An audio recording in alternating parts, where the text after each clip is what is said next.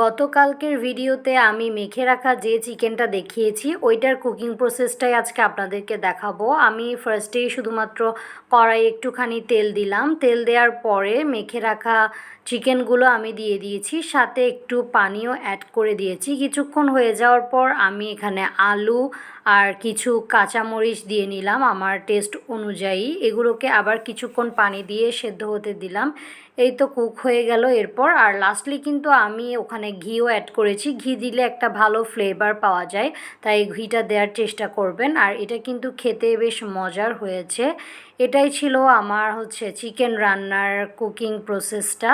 আর এটা মাখিয়ে রাখার ভিডিওটা কিভাবে মাখলাম ফার্স্টেই, ওটা দেখতে হলে আপনাদেরকে গতকালের ভিডিও ক্লিপস দেখে নিতে হবে। চাইলে আপনারা দেখে নিতে পারেন। এটুকুই কিন্তু শেষ না, পরবর্তী বিরিয়ানি আর অন্যান্য আইটেম কি কি ছিল আমার সব কিছুই দেখাবো সামনের নেক্সট একটা ভিডিওতে।